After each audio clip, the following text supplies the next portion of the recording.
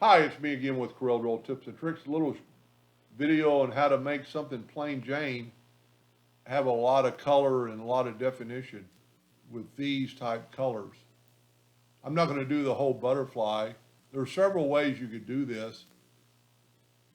One, you could just take your butterfly and make a duplicate and nudge it up. And then you could, in this case, it's an SVG, we could break it apart and then make it a light pink and then just bring it back down, go to Object, Order, back a page, and you get that solid feel. You could do that, or you could back up here and take this one and use the interactive fill tool on it. Go about anywhere and then get the conical. And, whoop, I must have hit the line. Let's take this and put it in the center. Elliptical. I don't know why that's causing a problem. Well, you know what might not work on that filling that in, so let's do it another way. Let's take this butterfly, make the plus key, and let's take a rectangle and put it around the butterfly, and then we're going to get the shape of the butterfly. We're going to get the Smart Fill tool, set on that pink, that's fine, nudge it down twice. Then we could take the Smart Fill tool again, and let's do it a blue, fill in the blue, and then nudge it up, put it in the front of page, or the back of page, go to Order, back of page, and you get that pretty blue butterfly. But then you could still nudge that over and use the interactive fill tool and just swipe across it, then go to elliptical, and then you could fill that in, and you could move your handle and get a different effect, and then you could put maybe a pink in the middle, expand this out a little bit, get the pink a little bit more, and now watch what happens when we put it over there.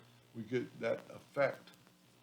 Now another one you could do is to take the butterfly itself again and nudge it out, and we can Smart Fill every cavity. So we're going to get the Smart Fill tool, and I'm not going to do the whole butterfly. I'm going to do just the bigger inner parts, but you could do all of them. And I'd suggest go ahead and do them all now.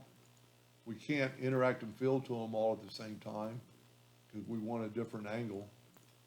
And then we don't have to, but we'll move our butterfly out of the way. And we'll grab that one and go to the interactive fill tool, and we'll swipe.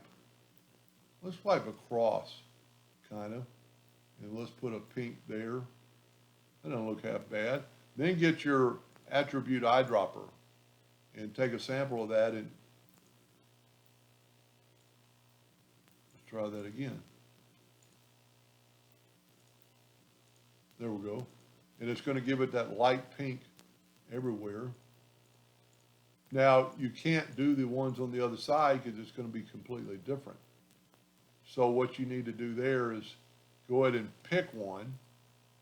I think I nudged it a little bit. Pick one, and then get your interactive fill tool again, and let's go kind of the same angle, and let's put that pink there. And then click off of it's probably the best thing, and then get your attribute eyedropper, take a sample of that, and then do all these. And this is pretty remarkable what it's going to look like. And if you took enough time to play around with your interactive fill tool and did different things, you could really make it look spectacular. Anyway, I hope that helped a little bit. Thank you for watching.